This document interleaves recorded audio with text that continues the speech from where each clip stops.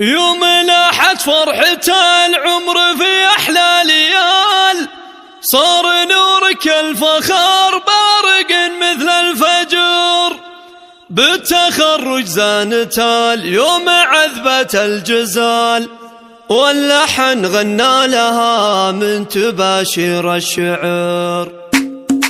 يوم لاحت فرحة العمر في أحلى ليال، صار نورك الفخر بارق مثل الفجر، بالتخرج زانت اليوم عذبة الجزال، واللحن غنى لها من تباشير الشعر. فرحة من الجامعة للعز من بين الليال، من إدارة الأعمال جابت لنا فخر، فيها يا الزين كل موارث الجمال، أحضرت غنوا لها يا شبه البدر. ألف مبروك التخرج ومن جهد ينال، وانت في دربك خذيتي من جهودك صبر.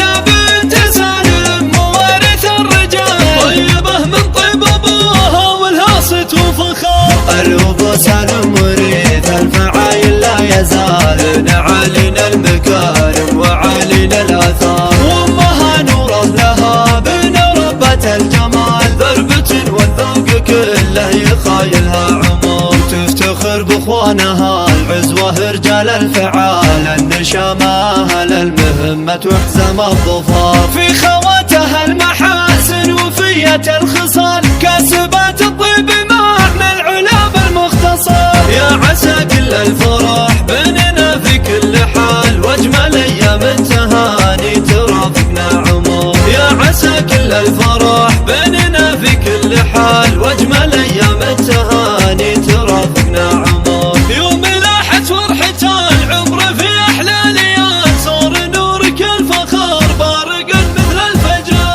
بالتخرج زانت اليوم عذبة الجزال، واللحن غنى لها من تباشير الشعر. فرحة من الجامعة للعز من بين الليال، من إدارة الأعمال جابت لنا فخر، فيها يا الزين كل موارث الجمال، أحضرت غنوا لها يا شبه البدر. ألف مبروك التخرج ومن جهد ينال، وانت في دربك خذيتي من جهودك صبر.